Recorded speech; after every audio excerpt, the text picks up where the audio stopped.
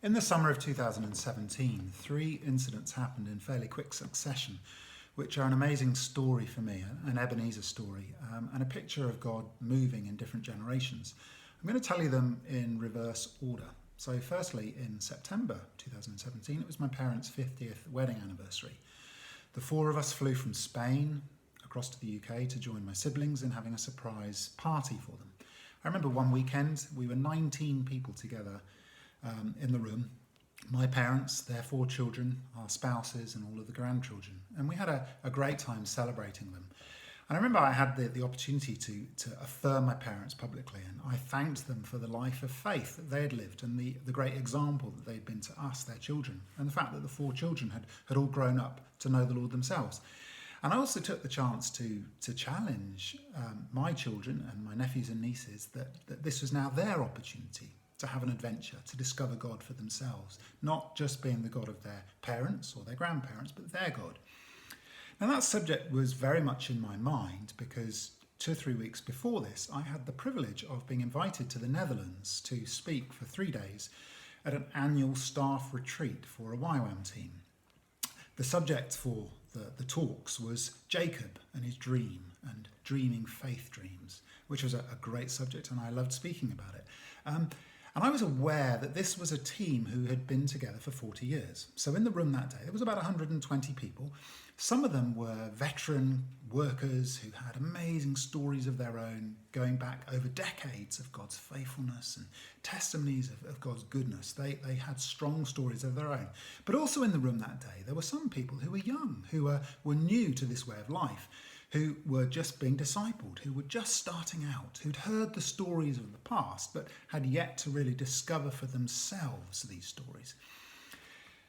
Now, I was excited by this because for me that tied in perfectly to the story of Jacob.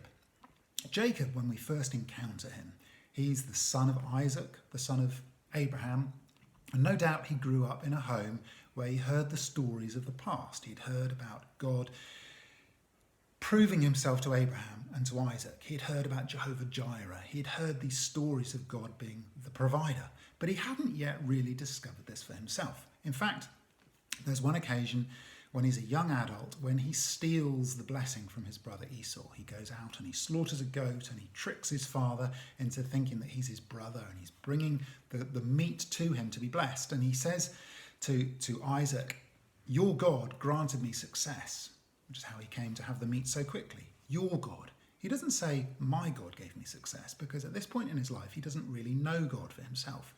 Esau is furious at his brother's trickery and he wants to kill him. So Jacob has to flee for his life. He runs away to his mother's family.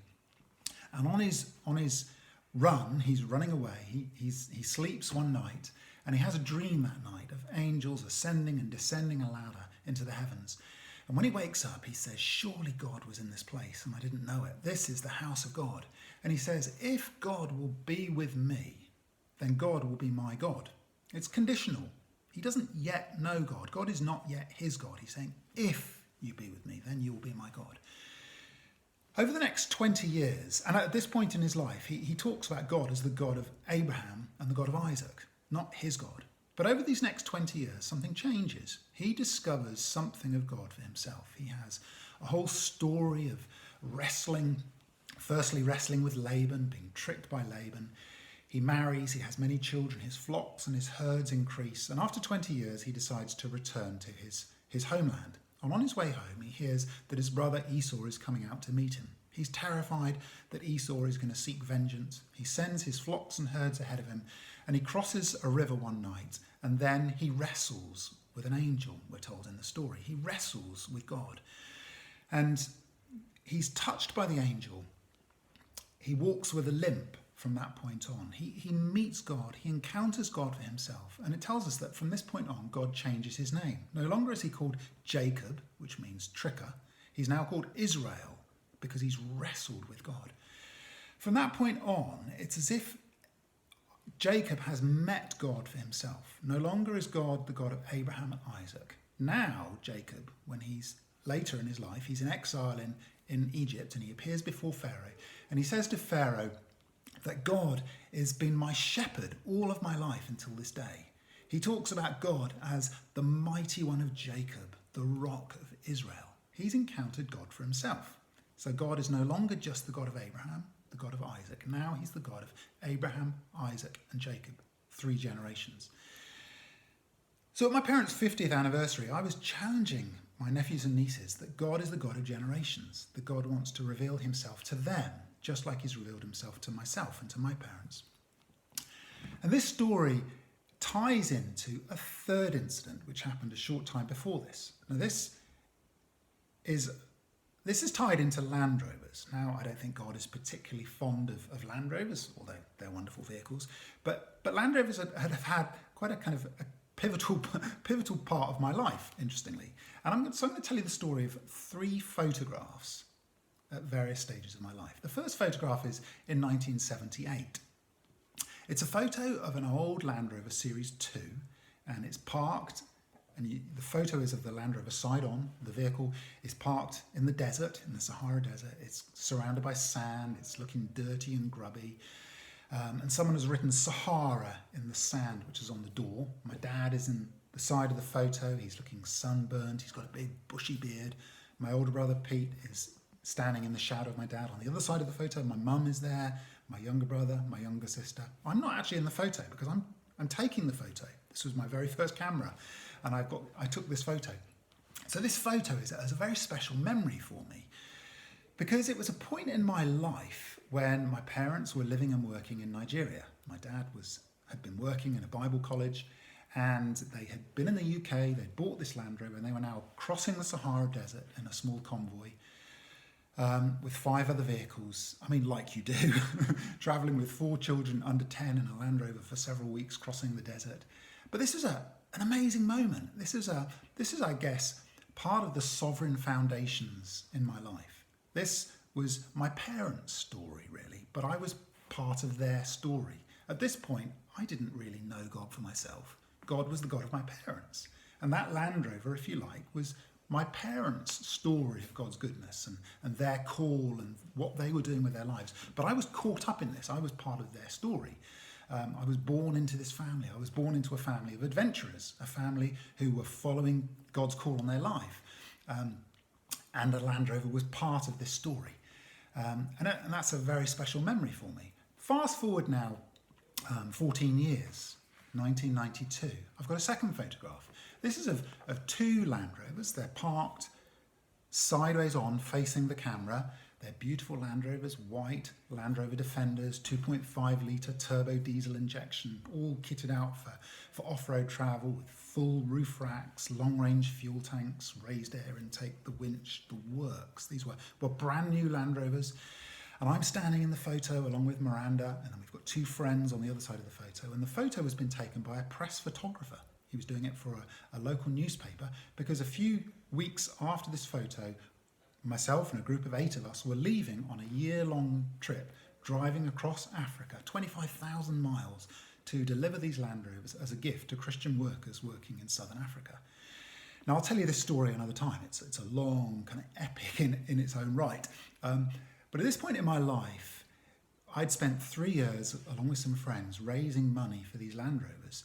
And we'd seen God provide miraculously through gifts, through very generous people, giving sacrificially. We'd been given in excess of £40,000 to buy these brand new Land Rovers to drive across Africa and to give them away. I was 22 years old.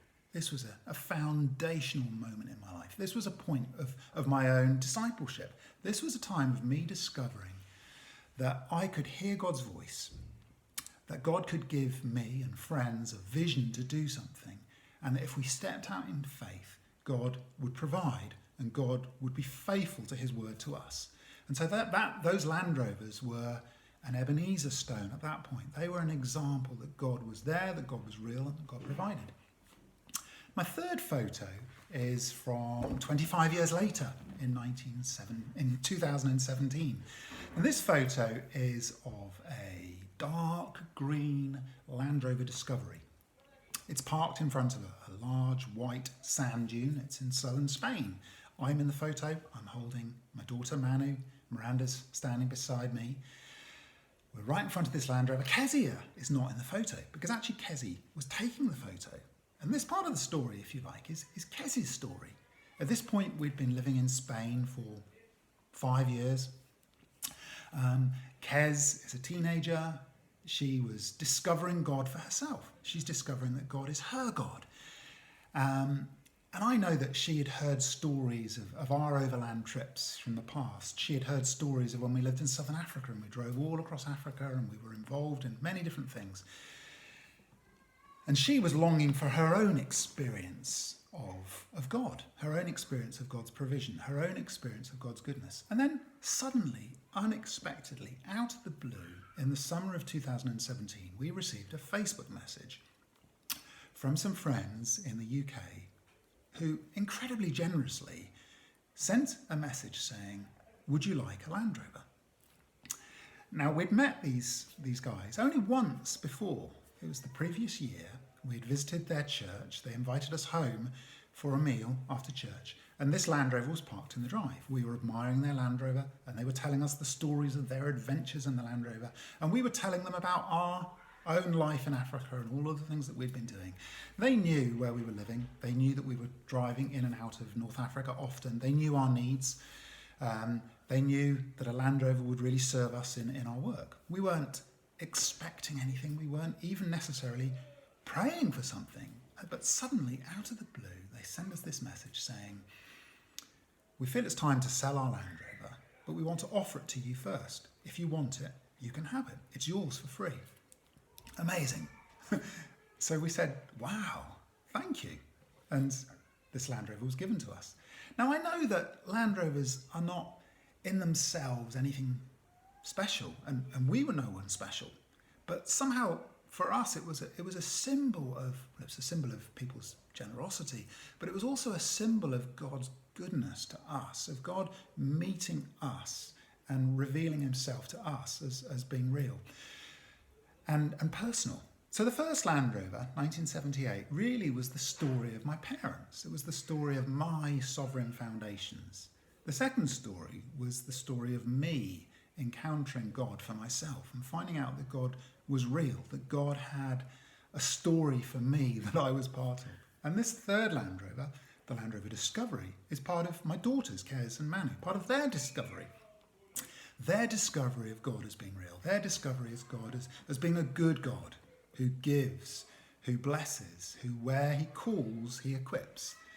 And so these three Land Rovers are a story, an Ebenezer story, a story of God's goodness over generations, a story of how God loves to reveal himself to us, just like he revealed himself to our parents and our grandparents.